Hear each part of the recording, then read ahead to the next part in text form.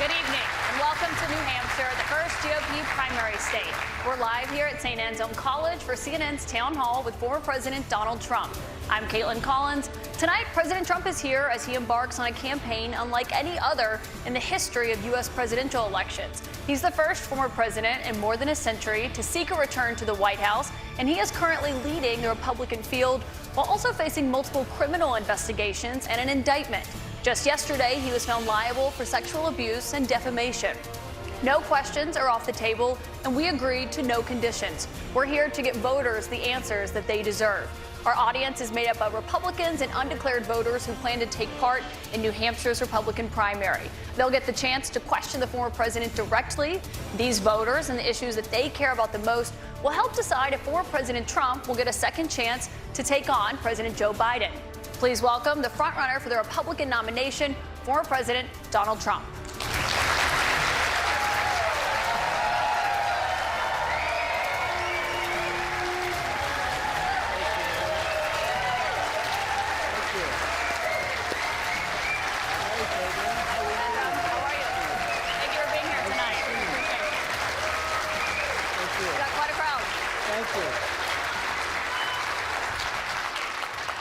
President Trump, thank you for your time here tonight. We got a great crowd here in New Hampshire, a lot of voters with a lot of questions about what your 2024 term would look like, what another Trump term would look like. We'll get to the voters shortly, but your polls show that you are dominating the Republican race right now, but you are also under active federal investigation for trying to overturn the 2020 election results. Your first term ended with a deadly riot at the Capitol, and you still have not publicly acknowledged the 2020 election results. Why should Americans put you back in the White House? Because we did fantastically. We got 12 million more votes than we had in, as you know, in 2016. I actually say we did far better in that election. Got the most that anybody's ever gotten as a sitting president of the United States. I think that when you look at that result and when you look at what happened during that election, unless you're a very stupid person, you see what happens. A lot of the people in this audience, and maybe a couple that don't, but most people understand what happened. That was a rigged election, and it's a shame that we had to go through it. It's very bad for our country. All over the world, they looked at it, and they saw exactly what everyone else saw. You look, even if you just look recently with the 51 intelligence agents, that made a 16-point difference. If you look at the FBI, if you look at the FBI and Twitter, they call it Twitter files, made a big difference. If you look at Mr. President, back to what you just said there, though, it was not a rigged election. It was not a stolen election. You and your supporters lost more than 60 court cases on the election. It's been nearly 2.5 years. Can you publicly acknowledge that you did lose the 2020 election? Let me just go on. If you look at True the Vote, they found millions of votes on camera, on government cameras, where they were stuffing ballot boxes. So with all of that, I think it's a shame that what happened. I think it's a very sad thing for our country. I think it's a very sad thing, frankly, for the world, because if you look at what's gone to our country has gone to hell. Our borders are bad. Our military has been bad. You look at the taxes, you look at inflation, what's happened to inflation. It's just destroying our country. We've really become, in many ways, a third world country.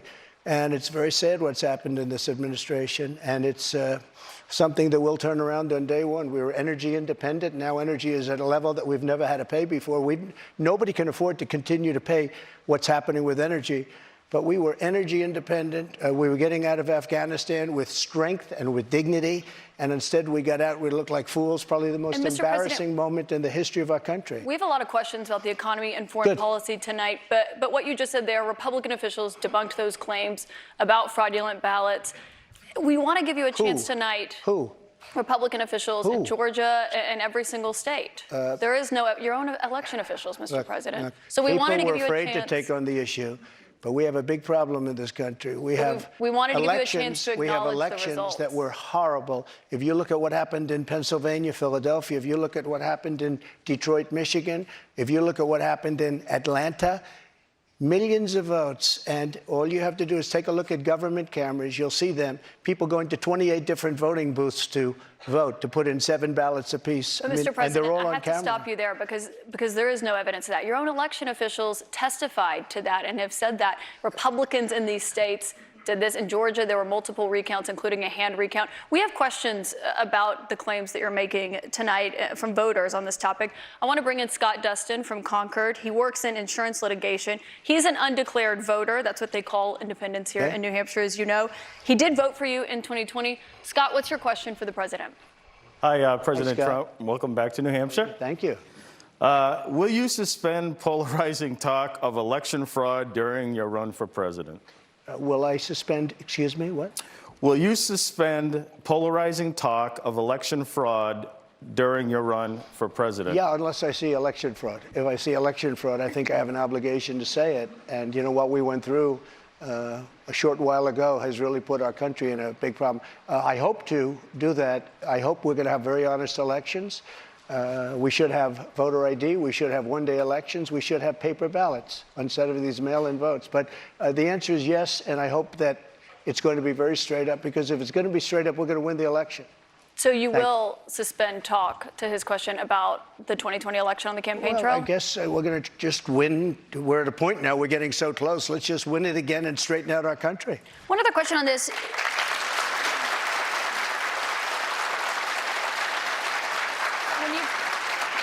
When you've talked about the 2020 election results in the past, you once suggested terminating the Constitution. Do you stand by those comments? No.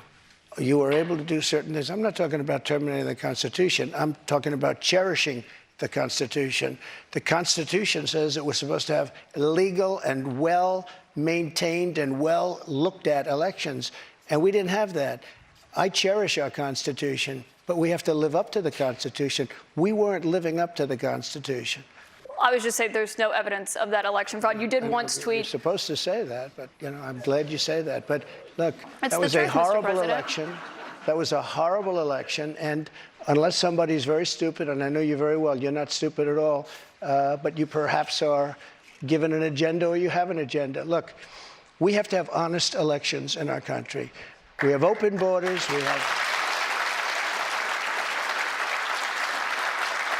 You look at what's happening. I mean, we have elections, we have open borders. Look at what's happening on our southern border. Millions and millions of people are coming here. They're being released from prisons. They're being released from mental institutions.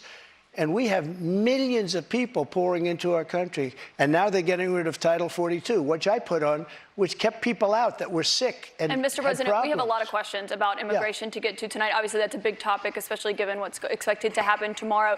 But I want to talk about the influence you have over your voters. It's very clear that you are very influential over them. You have a lot of impact. I've been to many of your rallies and seen it up close, which raised a lot of questions about the influence that we saw that you had on them on January 6th and your supporters when they attacked the Capitol. Do you have any regrets about your actions on January 6th? Well, January 6th was, again, we go back to it, but January 6th had to do with the fact that hundreds of thousands of people, and you don't see the pictures very often.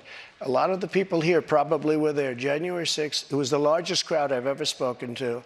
That was prior to the walk down to the Capitol building.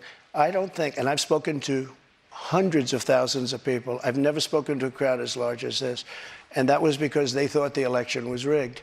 And they were there proud. They were there with love in their heart. That was an unbelievable, and it was a beautiful day. And what I was asked to do, I wasn't involved in it very much. I was asked to come in, would I make a speech? I made a speech. I said, walk peacefully and patriotically, many different things. In fact, I brought a list of things. I don't want to bore the audience, but we can go sentence after sentence after sentence of things I said and things I put out. One of the big problems was that Nancy Pelosi, Crazy Nancy as I affectionately call her, Crazy Nancy Pelosi and the mayor of Washington were in charge, as you know, of security. And they did not do their job. They're not in charge of the National Guard. You're in charge of the National Guard. Well, I offered them National Guard. I said, we'll give you soldiers, we'll give you National Guard, we'll give you whatever you want. And they turned me down. And in fact, she turned me down. She turned me down in writing. They turned me down. But your acting defense secretary, Chris Miller, at the time, he says you never gave a formal order to deploy the National Guard. But when it came to that day... Just the opposite. Chris Miller wrote a book, and he's a fantastic guy, and he was ready to go. They turned him down. If you look, the mayor of Washington, D.C., lovely lady, she said, we don't want it. We don't like the look. Nancy Pelosi said, oh, we don't like the look. If they would have had I offered them 10,000 soldiers. I said, it could be 10, it could be more, but I offered them specifically 10,000 soldiers. If they would have taken 500 soldiers, you wouldn't have had the problem. They turned it down. And if you look at the Inspector General report, he says they turned it down. They made a terrible mistake. Well, Chris Miller was your acting defense secretary. He says you never gave that order. But back to what happened on that day. He You said did you not weren't. say that. He has testified that, Mr. He President. did not say that. But you said you weren't very involved that day. You did tell your supporters to come to Washington. You tweeted about it, about True, that of speech course. that happened on the rally. Am I allowed to say that? When they went to the Capitol and they were breaking into the Capitol, smashing windows, injuring police officers, why did it take you 3 hours to tell them to go home? I don't believe it did. Oh, let me pull it out. I have to pull it out.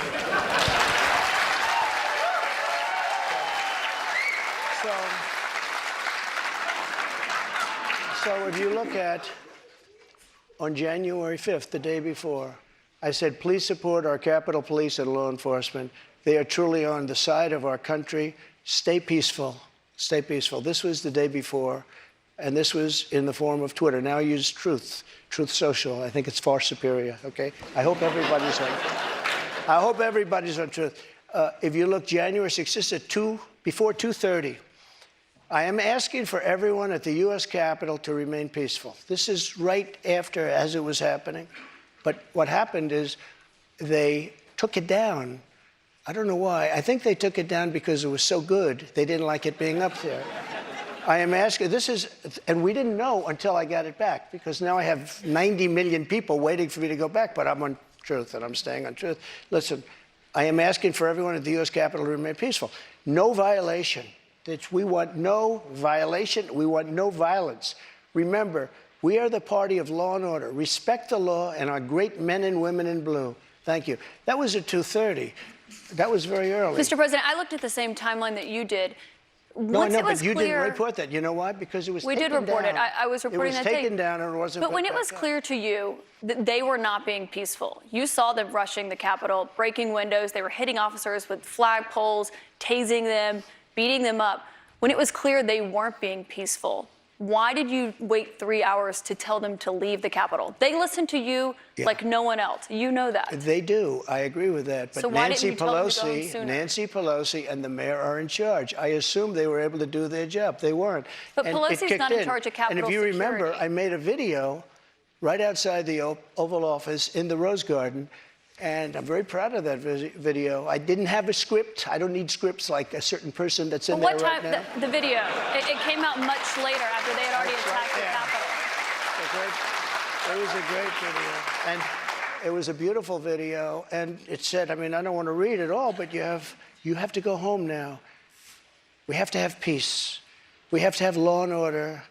We have to respect our great people of law and order. We love the people of law and order. We can't play into the hands of these other people.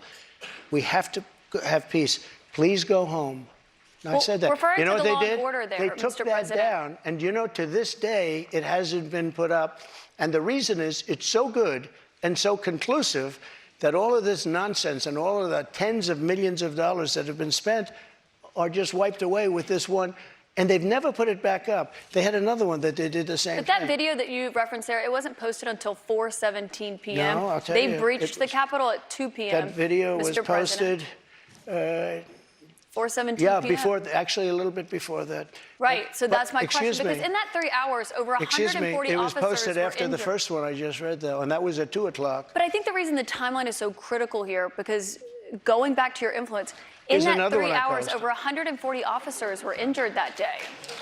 And a person named Ashley Babbitt was killed. Yes. You know what? She was killed, and she shouldn't have been killed. And that thug that killed her, there was no reason to shoot her. At blank range, cold blank range, they shot her. And she was a good person. She was a patriot. One And there was person no who was reason there- there was no reason. And he went on television to brag about the fact that he killed her. The officer was not bragging about the fact that he Oh, killed he her. was But one bragging. person who was at the He was Capitol bragging. that day, as you know, was your vice president, Mike Pence, who says that you endangered his life on that day. I don't Do think you he was in feel, any danger. Mr. President, do you feel that you owe him an apology? No, because he did something wrong. He should have put the votes back to the state legislatures, and I think we would have had a different outcome. I really do. But he doesn't have the authority to do that, as you know. What? The vice president does not have the authority to reject Are you ready? Let's those have this one election out results. just now, because it's interesting. Let's keep it interesting, right? I like Mike Pence very much. He's a very fine man. He's a very nice man. He made a mistake. His lawyer said, you cannot move. I called him the human conveyor belt. I said, even if the votes, I talked to his lawyer, even if the votes are absolutely fraudulent, he can't say, yes, sir, he can't send back. And the Democrats played it, and the rhinos played it. And then the election was over. They told him he couldn't do it. And Mike said to me, I can't do it. The lawyers told me I can't do it. They can't do it.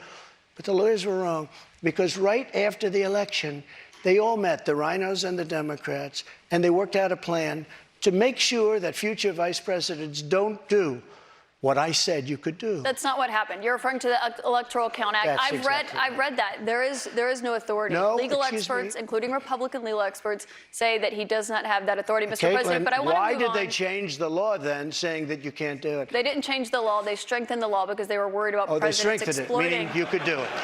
Thank you. That's not what it means. Thank you. They strengthened the law because they were worried. Mike had the right to do it. They convinced him he didn't, and it was a horrible thing for our country. If you would have sent those votes back to Georgia, Pennsylvania, and other states, Wisconsin, which if you look at Wisconsin, they virtually admitted now that the election was rigged.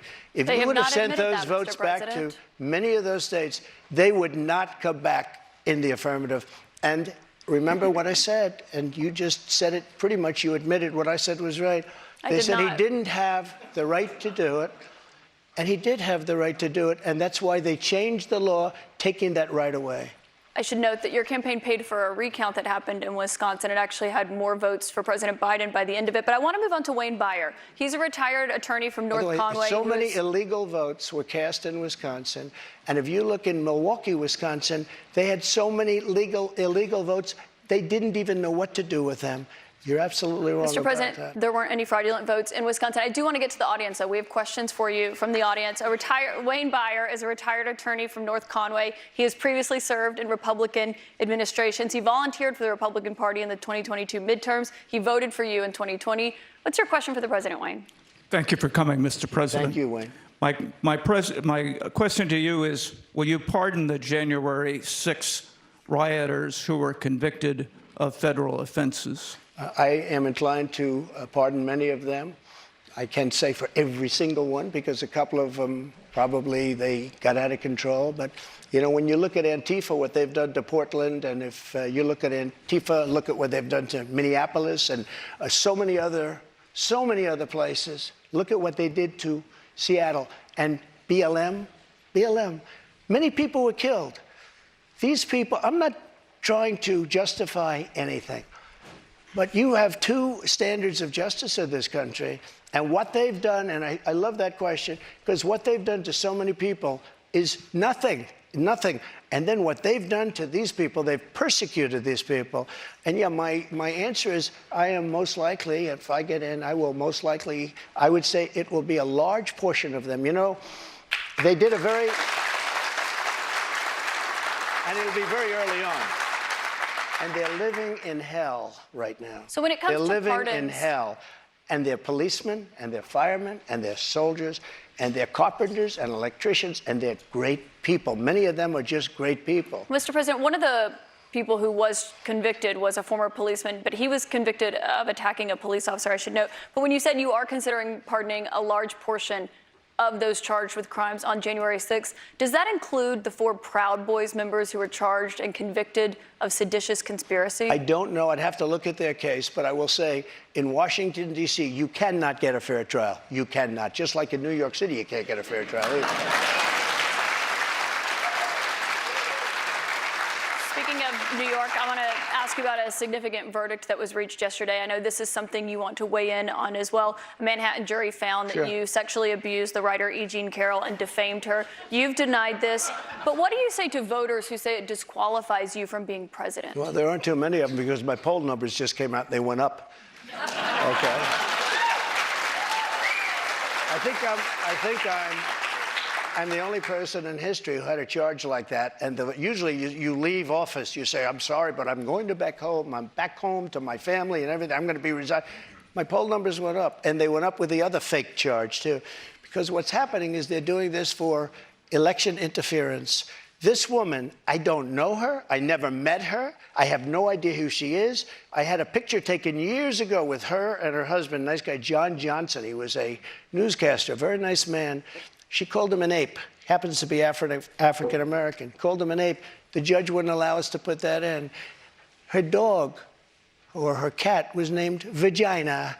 The judge wouldn't allow to put that in. All of these things, but with her, they could put in anything. Access Hollywood. This was a jury of 9 people who found you liable of sexual abuse. Do you think that will deter women from voting for you? No, I don't think so, because I think the whole thing, just so you understand, ready? I never met this woman. I never saw this woman. This woman said, I met her at the front door of Bergdorf Goodman, which I rarely go into other than for a couple of charities. I met her in the front door. She was about 60 years old, and this is like 22, 23 years ago. I met her in the front door of Bergdorf Goodman. I was immediately attracted to her, and she was immediately attracted to me. And we had this great chemistry. We're walking into a crowded department store.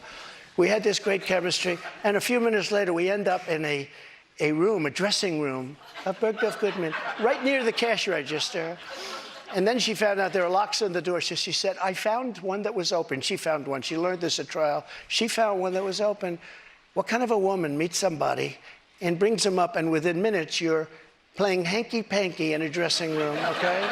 I don't know if she was married then or not. John Johnson, I feel sorry for you, John Johnson. Mr. President, can I think of it. I know you're recounting what she said, but Mr. President. Let me just, if I could, because you asked the question. This was a just jury, so you understand, though. if I was walking in at the, because I was very famous then, and I owned the Plaza Hotel right next door, and I owned buildings around it, I'm not going into a dressing room of a crowded department store. Then I say, if she was being raped, and by the way, they said she wasn't raped. Okay, that was her charge. She wasn't. They found that you sexually abused her. What? Say what? They did. They said he didn't rape her, and I didn't do anything else either. You know what? Because I have no idea who the hell she is. But Mr. President, I don't know who this woman is. Can I ask you, given your recounting I your version? don't know who, and I tell you this. But Mr. are President, you ready? can I swear ask on you my because children, which I'd never do. I have no idea who this woman. This is a fake story, made up story. We had a horrible Clinton-appointed judge. He was horrible. He allowed her to put everything in. He allowed us to put nothing in. Mr. President, this is a you're fake recounting your version story. of events here right now to the audience. You referenced the trial. You did not go to the trial and actually testify. Do you wish that you had testified? No, it wouldn't have made a difference. This was a rigged deal. This was my lawyer said, sir, you don't have to do it. I actually said, I think I should. It would be respectful. They said, sir, don't do it. This is a fake story, and you don't want to give it credibility. That's why I didn't go. One thing you did do in this. And I swear, and I've never done that, and I swear to, I have no idea who the hell, she's a Mr. whack President, job. you did not testify in person in this trial. There was a taped deposition of you from October in it. You defended the comments that you made on that Access Hollywood tape about being able to grab women how you want. Do you stand by those comments? I said if you're famous and rich or whatever I said, but I said if you're a star, you are, and I said, women let you. I didn't say you grab, I said women let. You know, you didn't use that word, but if you look, women let you. Now, they said, will you take that back? I said, look, for 1,000,000 years, this is the way it's been. I want to be honest. This is the way it's been. I can take it back if you'd like to, but if you're a famous person, if you're a star, and I'm not referring to myself, I'm saying people that are famous, people that are you stars, were asked in the deposition, people that are rich, to be a star, people that are powerful, they tend to do pretty well in a lot of different ways, okay? And you would like me to take that back? I can't take it back because it happens to be true. I said it's been true for 1,000,000 years, approximately 1,000,000 years, perhaps a little bit longer than that. So you stand by those comments? Well, I don't want to lie. Mr. President, we have a lot of questions. Here's what she wants me to say. Let's get to the rich and audience famous questions person tonight. has no advantage over anyone else. Well, you do have an advantage. And I say unfortunately, but that's the way it is. You said fortunately or unfortunately. Well, fortunately but Mr. President, or we have a lot unfortunately of for audience her. questions to get to tonight. I want to go back to the audience. We've got Danielle Rieger. She works as an oral surgery assistant. She's a Republican activist from Derry. She was a New Hampshire delegate for you in 2020. What's your question? Hi, thank you so much for coming to New Hampshire to answer our questions. My question is regarding the economy. Over the past 2 years, we have seen the prices for everything skyrocket. From food to gas to utilities and insurance costs, many people's bills are up several $100s a month, including mine. If elected president again, what is the first thing you would do to help bring down the cost to make things more affordable? Drill, baby, drill. You know about that. So, we were energy independent. We were soon going to be energy dominant.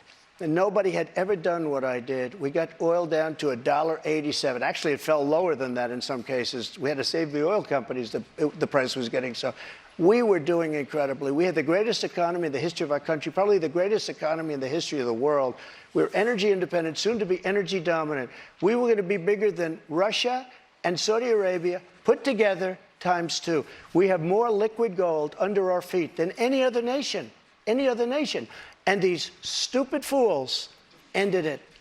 And energy went from $1.87 and even lower for gasoline, for a car. They went from $1.87 to $5, $6, $7, $8, and even $9.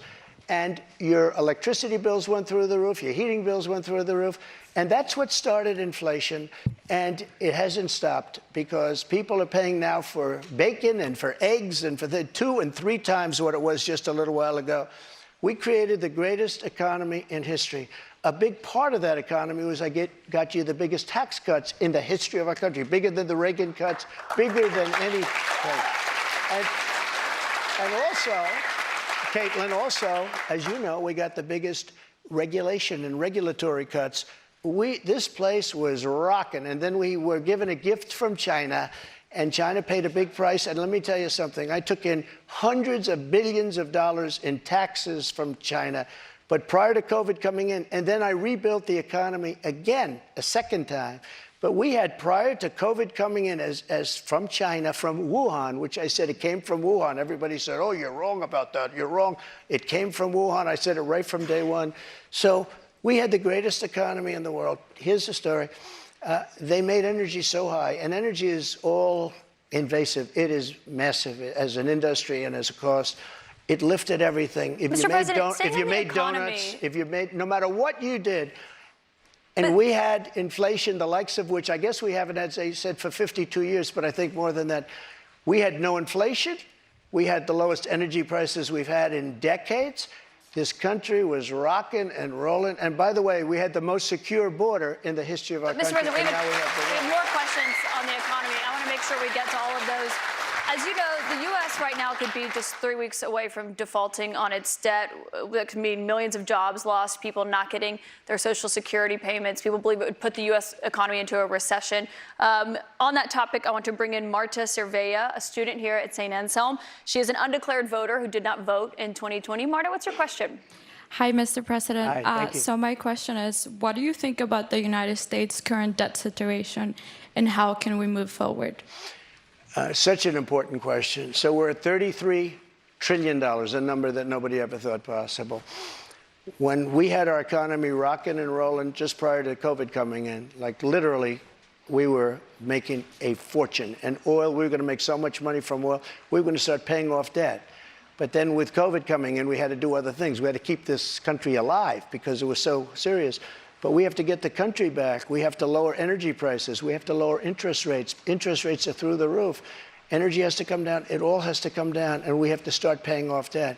But when we have a debt limit, and they use that very seriously to me. They came in, Schumer came in with Nancy Pelosi, and they were using it. We'll violate it. We'll do whatever. They talked a whole lot different than they do right now. I say to the Republicans out there, congressmen, senators, if they don't give you massive cuts, you're going to have to do a default. And I don't believe they're going to do a default because I think the Democrats will absolutely cave because you don't want to have that happen. But it's better than what we're doing right now because we're spending money like drunken sailors. So just to be clear, Mr. President, you think the U.S. should default if the White House does not agree to the spending cuts Republicans are demanding? You might as well do it now because you'll do it later. because we have to save this country. Our country is dying. Our country is being destroyed by stupid people, by very stupid people. You once said that using the debt ceiling as a negotiating wedge just could not happen. You said that when you were in the Oval Office. That's when I was president. So why is it different now that you're out of office? Because now I'm not president.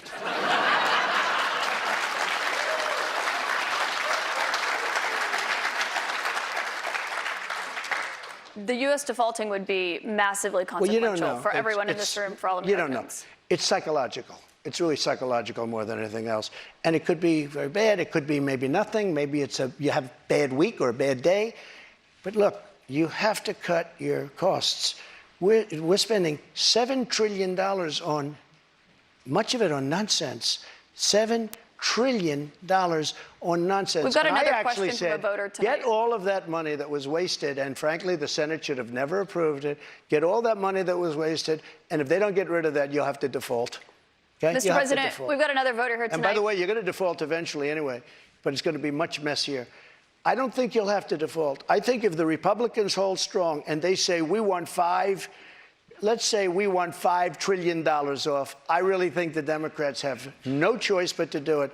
And if I win, they're going to be doing the same thing to me in 2 years. I guarantee you that. Mr. President, we've got another They're going to play a very voter here hardball game, tonight. and they did that before. Bobby Petrino has been waiting very patiently. Sure. He's a student at St. Anselm. He's a member of College Republicans. He's an undeclared voter right now. He supported you in 2020. Bobby, what's your question for President Trump?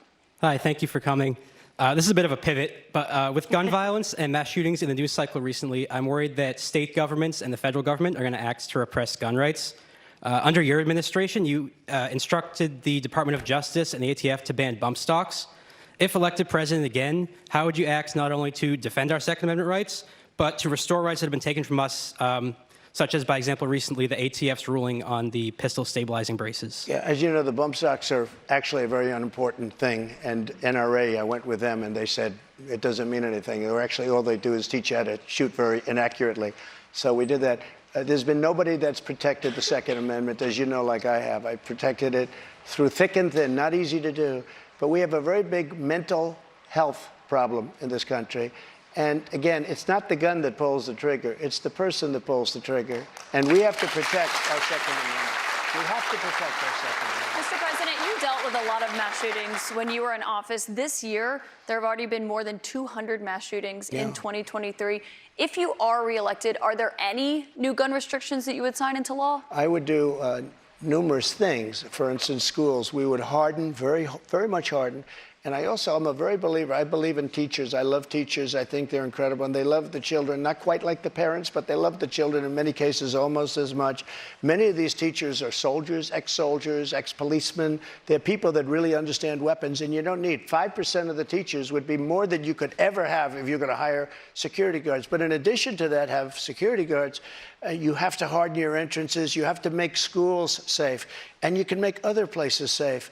But it is a big mental health problem in this country more than anything else. And remember, we have 700 million guns, 700 million. Many people, if they don't have a gun, they're not going to be very safe. I mean, if they don't have a gun, it gives them security. Now, you need them for entertainment, you need them for hunting, you need them for a lot of different things. But there are people that if they didn't have the privilege of having a gun in some form, many of them would not be alive today. You know, there's a certain country that had a very strict policy on guns, very, very strict. Which country? And, Brazil, okay? Brazil, very strict. And the former president of Brazil, and the killing was incredible. They were walking into people's homes and killing people. They had no protection. He said, go out and buy guns. People went out and bought guns, and it went way down. The numbers went way down because they had security. If you look at Chicago, Chicago has the single toughest gun policies in the nation. They are so tough you can't breathe. New York, too, and other places also. All of those places are the worst and most dangerous places. So that's not the answer. No new restrictions that you would sign if reelected, Mr. President. I want you to meet Julie Miles, a registered nurse from Merrimack. She's a Republican who voted for you in 2020. Julie, what's your question for the president? Thank you, Mr. President. Thank you. I appreciate you answering this question this evening. How do you plan to appeal to women voters in New Hampshire who are concerned about the Dobbs decision and how states may change their laws? It's such a great question, and it was such a great victory, and people are starting to understand it now. You know that they wanted to bring it back to the states, but that was probably the least important part of that victory. Getting rid of Roe v. Wade was an incredible thing for pro-life because it gave pro-life something to negotiate with. Pro-life had absolutely nothing being stuck in Roe v. Wade to negotiate with. And now what's happening, and I see it all over, deals are being made, deals are going to be made. And look, everybody that was president wanted to get rid and tried to get rid of Roe v. Wade. You mean for 50 Republicans? years. Republicans. For 50 years, this has been going on, actually a couple of Democrats too, but for 50 years, this has been going on. I was able to do it, and I was very honored to do it. But by doing it, things are happening that are very, very positive. And I happen to believe in the exceptions, the life of the mother, rape, incest, like Ronald Reagan believed in the exceptions. But I happen to believe that. I think it's frankly important to do that, but a lot of people are against that. A relatively small number. But the way I look, I think it's very important to say this. I consider the other side to be radical because the other side, under Roe v. Wade and other things, the other side, they're radical because they will. Remember the debate with Hillary Clinton? I said, rip the baby out of the womb at the end of the 9th month. They will kill the baby in the 9th month. If you look at that crazy governor of Virginia from the former governor, where he said, no, the baby will be born, and then we'll decide essentially whether or not to execute the baby. But Mr. President, can we talk about what you would do if these are the radical people. It's not the pro-life people that are radical. But if you are reelected and you're back in the Oval Office and you get legislation to your desk, would you sign a federal abortion ban into law? What I'll do is negotiate so that people are happy. But the fact that I was able, I'm so proud of it. We put 3 great justices on the Supreme Court. We have almost 300 federal judges on the Supreme Court.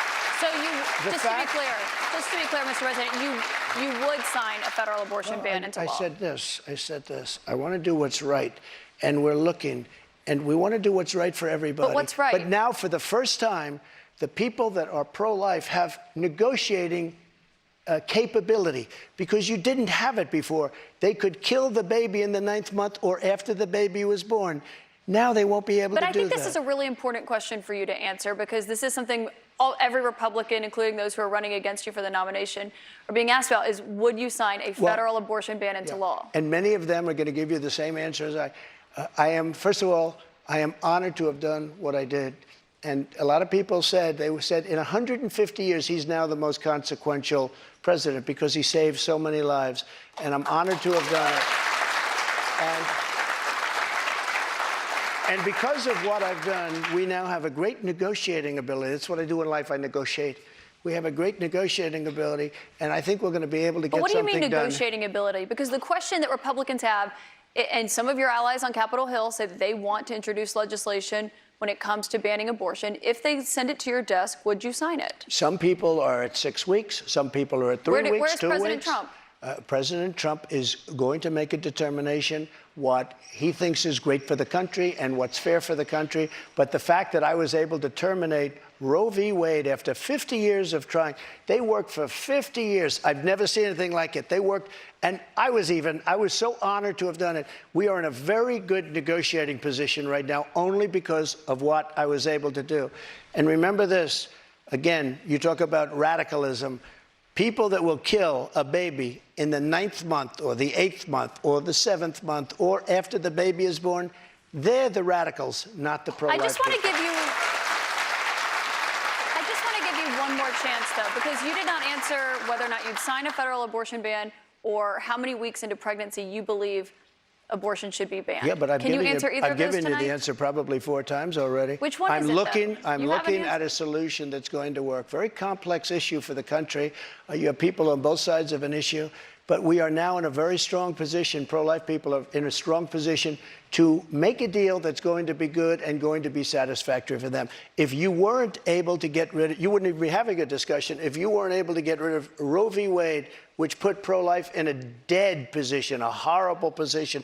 They could kill the baby at any time they wanted to, but we did something that nobody thought was doable. And other Republican presidents, and others, by the way, They wanted to get it out. They also wanted to bring it back to the states, but bringing it back to the states is a less important issue But that's why than it's the the issue that question we about just a talked federal about. abortion ban. You Well, did not say yes or no to it that. You did not depends say how many it depends weeks. what the deal is. Lindsey Graham's You did not say a how good many man. weeks. He's got an idea, and a lot of other people have an idea.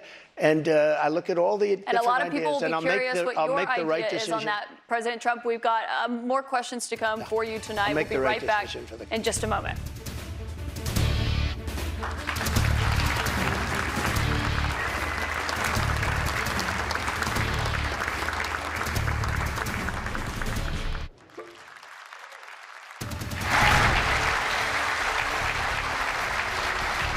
Welcome back to CNN's Republican Presidential Town Hall with former President Donald Trump.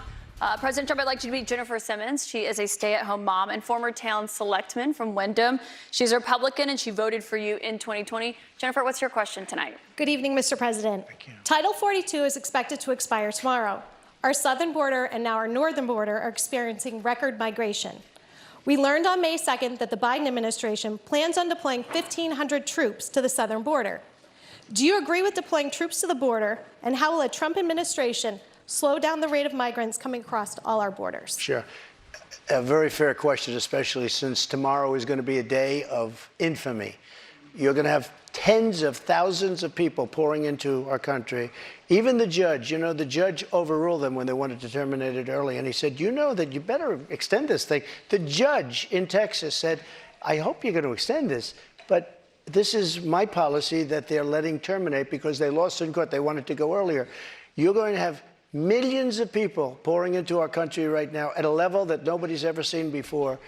These people are sick. Anybody that wants this to happen to our country, they're destroying our country, and this should not be allowed to happen. How they're not going to do a version of Title 42 or my Title 42, which was tough. If people are sick and have infectious diseases and lots of other problems, we don't want them being into our country. We have enough problems right now. We have problems like we've never had in the history of our country. But Mr. President, our country is being destroyed. The reason it's ending is because the health policy, the COVID-era pandemic emergency, is coming to an end. That's what Title 42 was. You put it in place because That's of COVID. true, but when it comes to big questions about what your immigration policy would look like if you are reelected, some of your Republican rivals have criticized you for not fulfilling the promises that you made on the campaign trail, like finishing the border wall. So how did voters know that you would get those done if you're reelected? I did finish the wall.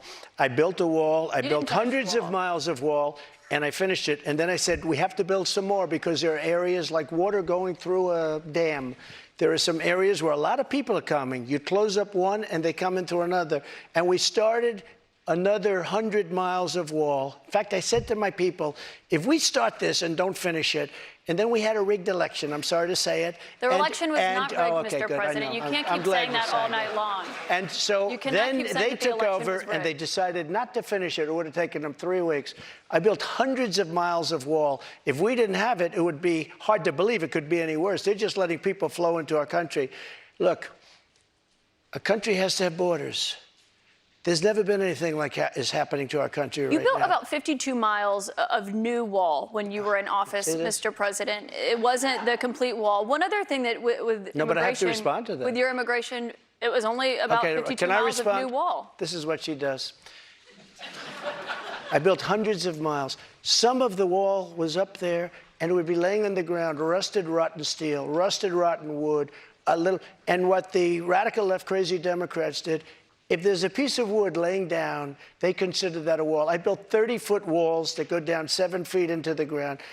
If there was a little piece of wood sitting in the ground, they said, oh, he's not building a wall. We already had a wall. Because this is the game. They're a party of disinformation. It's not a game, Mr. President. It's about 52 miles of new wall. One other immigration policy you had when you were in office. I built new wall. 52 miles for hundreds of miles. CBP, Mr. What I President. did is I replaced other wall that was laying down, that was up and rotting in the ground for 30 years. Some of it was steel that you couldn't even see. Mr. President, it was only steel. about 52 miles of new wall. But moving on, another immigration policy you had was the zero-tolerance immigration policy that separated families at the border. If you are reelected, are you ruling out instituting that? Well, when you have that policy, people don't come. If a family hears that they're going to be separated, they love their family. They don't come. So I know it sounds harsh, but if you remember they said I was building prisons for children. It turned out that it was Obama that was building But the would you prisons for the children. re-implement that if you're reelected? Is that what you're saying? We have to save our country, all right? We So it can't sounds afford, like that's a yes. No. When you say to a family that if you come, we're going to break you up, they don't come. And we can't afford to have any more. Look at New York City. Look what's happening. They're living in Central Park in New York City. The city is being swamped. Los Angeles is being swamped.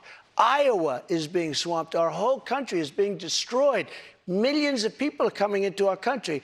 And you know what the number is going to be, in my opinion, by the end of the year? Not the 4 million that you hear and the 3 million.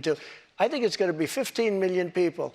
And in these people, they have no idea where they come from. They come from 129 different countries so far. 120, not just the 4 that we talked about. Just to put a button on that, it sounds like what you're saying is that you're not ruling out re-implementing that immigration policy. I want to get to another voter. Kaitlan is a student here at St. Anselm College. She's a Republican. This will be the first election that she has voted in. What's your question for the president, Kaitlan? Hello, President Trump. Hi. Thank you so much for coming. Thank you. The current administration has made it clear that we should continue to provide military equipment to Ukraine so that they can defend themselves.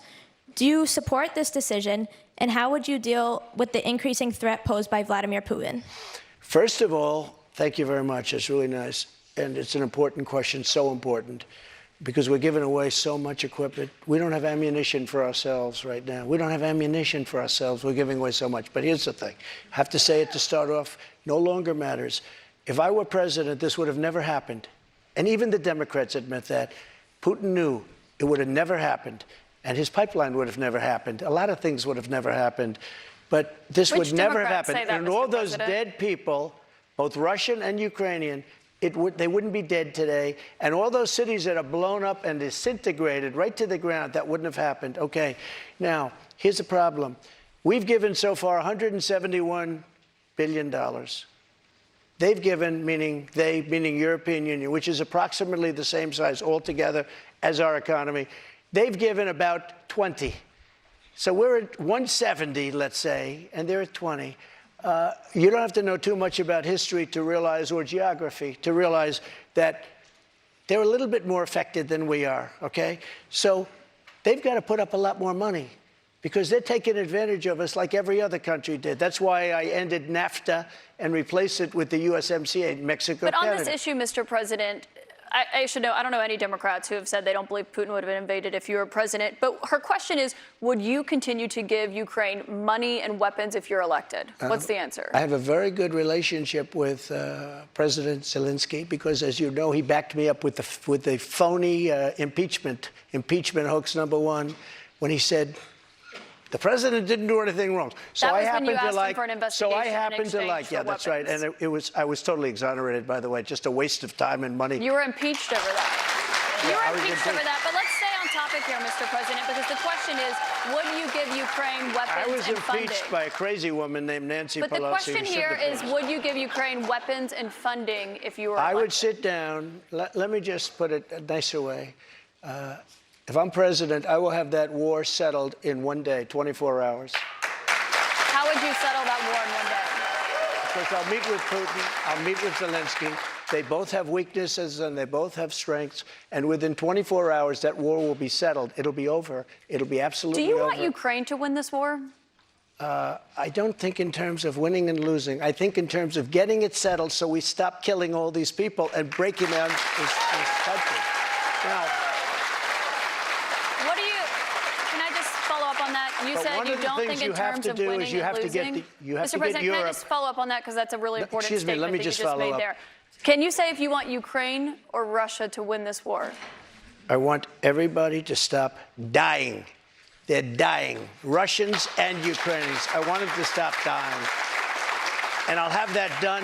I'll have that done in 24 hours. I'll have it done. You need the power of the presidency to do it. But you won't say that you want Ukraine to win. You know what I'll say? I'll say this. I want Europe to put up more money because they're in for 20 billion. We're in for 170, and they should be. And they should equalize. They have plenty of money.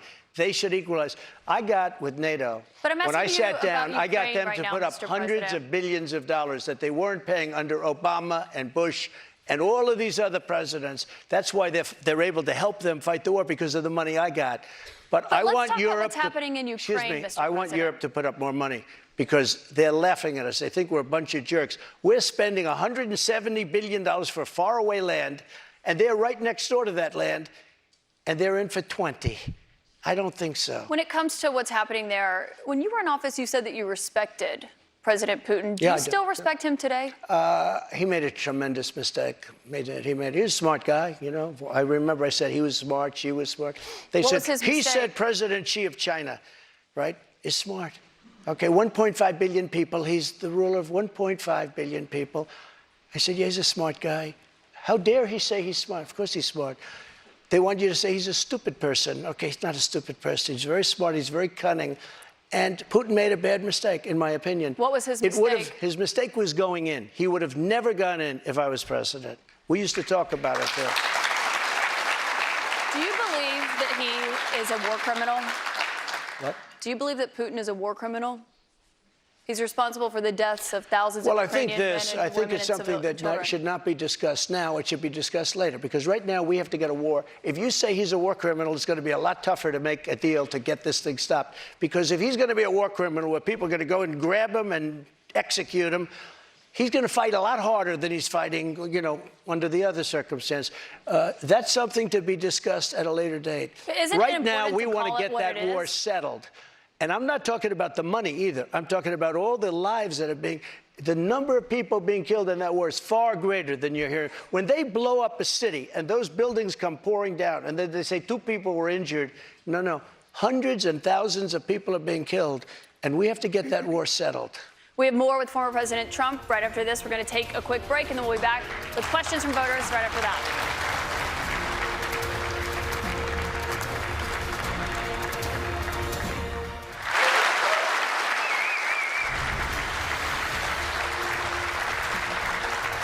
Welcome back to CNN's Republican Presidential Town Hall with former President Trump. President Trump, we have a lot more voters' questions, I should note, in here in New Hampshire to get to, but I also want to talk about some of the other investigations that you're facing. We talked about others at the top, but one of those is the special counsel's investigation into classified documents that were found at Mar-a-Lago.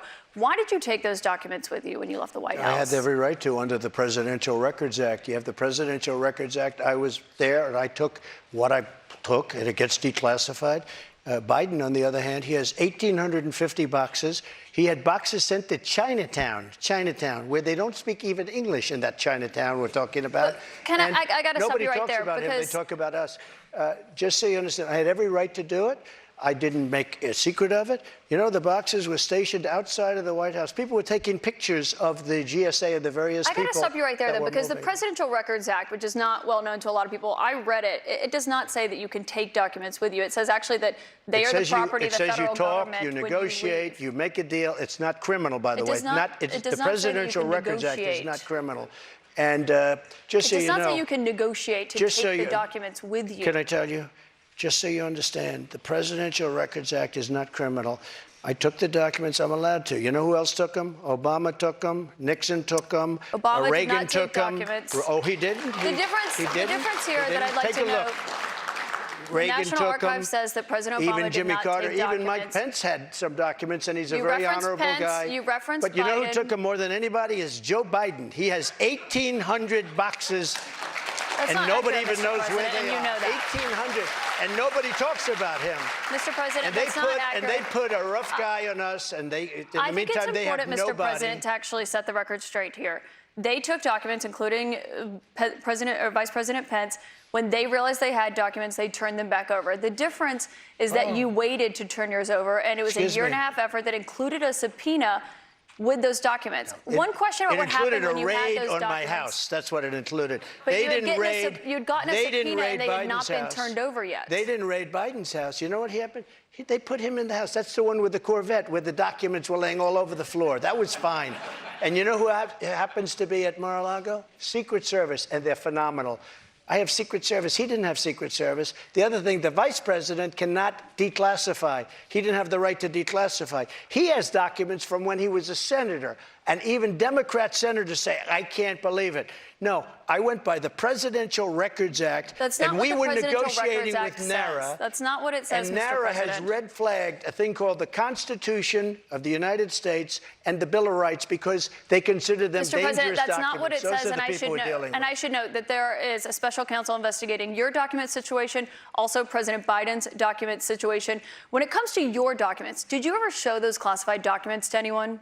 Not really. I would have the right to. By the way, they were declassified What do you mean, not after. really? Not that I can think of. Let me just tell you, I have the absolute right to do whatever I want with them. I have the right. I was negotiating with NARA. Do you know what NARA is? The National Archives. Extremely negotiate left group with of them. people. Extremely left. And I was negotiating with They're them. not All of a left, sudden, they're they bipartisan. raided my house. They didn't raid the house of Joe Biden. They didn't raid Obama. But Joe Biden didn't ignore a subpoena to get those documents back like Joe you Biden did. And so took that's the question. 1,850 boxes. But that's the question that investigators have, I think, is why you held on to those documents when you knew the federal government was seeking them and then had given you a subpoena to return them. Are you ready? Are you ready? Can I talk? Yeah, what's you the mind? answer? Do you mind? I would like for you to answer the question. Okay, it's very simple to answer. That's why I asked it. It's very simple to. You're a nasty person, I'll tell you. Can you answer why you held on to the documents? I was negotiating, and we were talking to NARA, that's Washington, to bring whatever they want. They can have whatever they want. When we left Washington, we had the boxes lined up on the sidewalk outside for everybody. People are taking pictures of them. Everybody knew we were taking those boxes. And the GSA, the government service, the GSA was the one taking them. They brought them down to Mar-a-Lago. We were negotiating with NARA. All of a sudden, they raid our house. When Biden had his documents, he won't give back the 1,850 boxes. And you're going to find some real gems in there. But it was So Biden you who can't have alerted all them that these he different had the sets of- documents. all The these National different Archives sets of- reached out to you to get your documents back. Why did you not turn them over when you got a subpoena Because we were asking for you to turn negotiating them with over? them. We were negotiating with them as per the Presidential Records Act. We were negotiating with NARA. That's not what the Very nice Presidential Records people, Act says. I've but they've seen got to it. love our Constitution a little bit more, and they shouldn't red flag it, by the way. Very nice people. We were negotiating with NARA, and that's what the Presidential Records Act says, because Richard Nixon, surprisingly, had problems, and he had a lot of problems dealing with NARA, and they ended up passing legislation they called the created the Presidential PRA. Records Act just for this kind of a thing. We were My dealing last with them. We question were on this talking. Excuse me. Wait a minute. subject, Wait. Mr. President. We were talking to them. We would have done it, but all of a sudden they raided the house. Now, why hasn't the FBI raided Biden? But I just explained to you why. No. It's because he's the one, they alerted the 1,850 government that they okay. had those documents and had them come and get the documents Why from did his Biden- house. no, they My didn't take question the- for you, though, when it comes to documents, do you still have any classified documents in your possession? Are you ready? Do you? No, I don't have anything. I have no classified documents. And by the way, they become automatically declassified when I took them. But No, you why? have to declassify Let me ask them. you a question. Why is it that Biden had 9 boxes in Chinatown? And he gets a lot of money from China. Why is that? And There why, is no why evidence aren't of that, people? Mr. President. No, you cannot why say aren't that. There people is no bringing that evidence up? of that, Mr. And why don't President. they put this What guy you're Jack referring Smith to and his is an group office that of he of had. thugs? Mr. Why don't President, they put him in charge of that? I need to stop you right there because there's no evidence of what you just said there. What you're referring to there is an office that he had No. after That's leaving at the University of vice Pennsylvania. presidency. Wrong. He had a temporary office. But I want to ask you about another investigation You're that so you're wrong. facing. You don't know the subject. I do know the subject. He had and I one do at know the University facts, of Mr. Pennsylvania, President. but he also had I want 9 to move boxes on to another in investigation that Chinatown. you're facing, which is the one that's She doesn't happening understand in it. Georgia, where they are investigating there your efforts to overturn the election results in the state of Georgia. did At the nothing wrong. It was center a of perfect that, phone call. let me finish my question. At the center of that is that call that you had with the Secretary Perfect of State, call. Brad Raffensperger. Yeah, sure. Given the fact that there are indictments expected to come in that case this summer, is that a call you would make again today? Yeah, I called questioning the election. I thought it was a rigged election. I thought it had a lot of problems. I had I guess he's Secretary of State. I called. Listen to this. There are like 7 lawyers on the call, many of them from there. We're having a call. We're having a normal call. Nobody said, oh, gee, he shouldn't have said that. Why? If this call was bad, I questioned the election. You if asked this him to call find was you bad, votes. I didn't ask him to find anything. Let me We've just tell heard you, the audio if tape, this Mr. call President. was There's bad, an audio of you asking him to I find you said, 11,000 you owe something me votes. votes because the election was rigged. That election was rigged. And if this call was bad, why didn't him and his lawyers hang up? How dare you say that? This was a perfect Well, they were phone clearly call. concerned enough. They recorded the call, and I should note that, of course, This was a call that was made to question the results of election. And when we can't make a call to question election results, then this country ought to just forget about it. you weren't just questioning the election results. I was You were questioning asking the him election. to find you votes. And I should note that there is no evidence of fraud. There is no rigged election in the state of Georgia. I want to get back to the audience, though, Mr. President, because those are false claims you're making about what happened in Georgia. Jordan Sullenberger is here. He's an undeclared voter from Hollis. He voted for you in 2020. Jordan, what is your question for President Trump tonight? Thank you, Mr. Trump. Thank you very much. I'm 26. I'm a veteran. I help manage a private aviation company. You want a job? I'd love one, yeah. I'm looking for somebody very good. I'm not for mandates or government interference in private business, but I've Right. seen Republicans going after us like DeSantis after Disney. Right. What would you do as president to protect us from government interference? Well, I'm the one that really wants to protect you. All of these fake investigations of me are about election interference. They think because I'm leading Biden by 11 points, 7 points, 9 points, I'm leading DeSanctimonious by a lot, by 40 points or 45 points. I think he ought to just relax and take it easy and think about the future, because right now his future is not looking so good. I will tell you this. We are really putting it to Biden, but he's putting it to himself because the economy stinks, inflation is horrible, and the border is a disaster. And by the way he got out of Afghanistan was the single most embarrassing moment in the history of our country.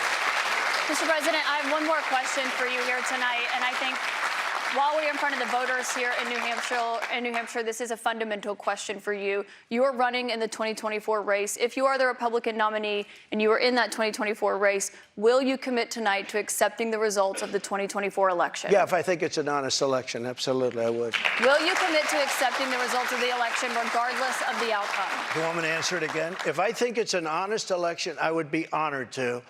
And right now, we are so far ahead of both Democrat and Republican. And you know what? If I don't win, this country is going to be in big trouble. It's so sad to see what's happening. But no commitment there on the accepting the results regardless of the outcome. If it's an honest election, correct, I will. Okay, so not committing to accepting the 2024 election results or acknowledging what happened in 2020. Go ahead. President Trump, I want to thank you for coming here tonight. This is an important conversation with voters to hear and to have. Thank you to our audience and to our host, St. Anselm College. CNN's coverage continues with Anderson Cooper and Jake Tapper. Thank you. Thank you very much. Thank you very much, Kaitlan. Good job. Thank you, Kaitlan. Thank you very much. I like you guys. We love New Hampshire. Thank you, Woody. Good luck, Woody.